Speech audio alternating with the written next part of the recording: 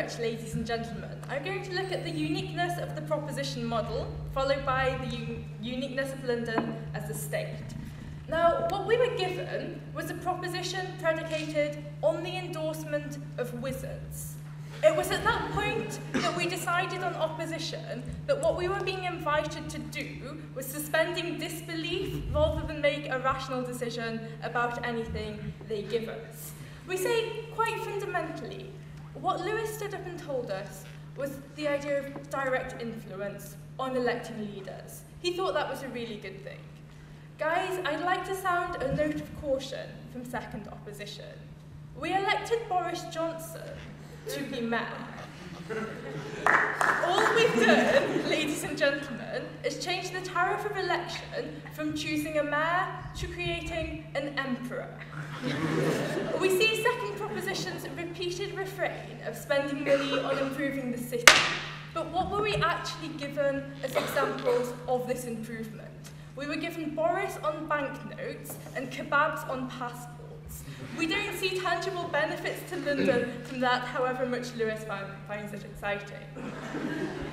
If London is indeed the proud, independent nation that they characterise it as, if indeed we as a people want more of a stamp on the global community, then why is he reducing it through this model to some kind of Red Army, by which we mean bendy buses and Boris, going on some kind of global crusade?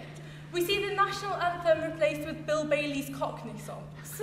We see a dystopian vision whereby London is going to find itself not independent, but enclosed by hordes of angry Glaswegians and Liverpudlians who have had their revenue, their welfare, and their security stolen from them. We say the M25 isn't a border, it's the thing that imprisons Londoners with Boris as their leader.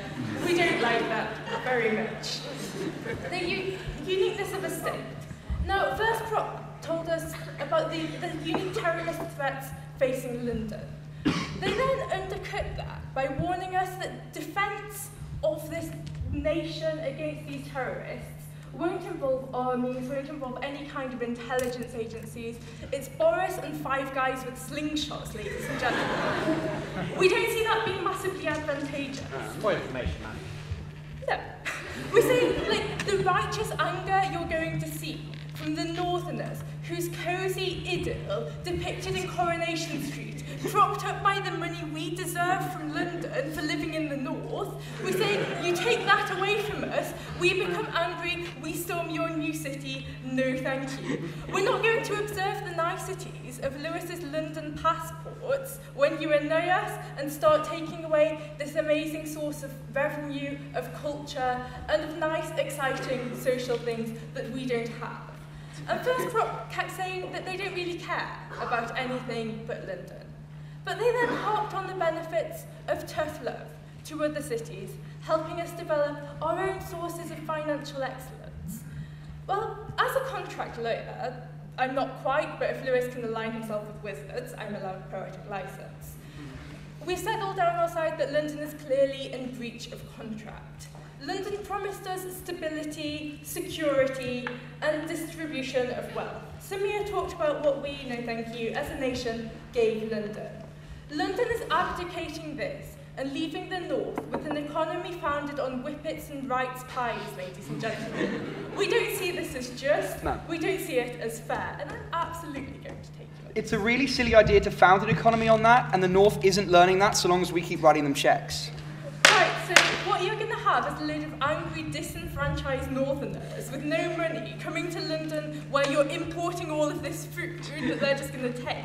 Like, the line that you told us about, you can't say you're convinced when you're not convinced because it's not convincing. Like, we just convinced you that London is far worse off. You've enclosed yourselves in, you've given yourselves Boris with a toga against the rest of the country, indeed the rest of the world. Ladies and gentlemen, we don't see that as a positive vision for London. We don't see a kebab as enough of a defence against the rights pie, and we very proudly stand in opposition.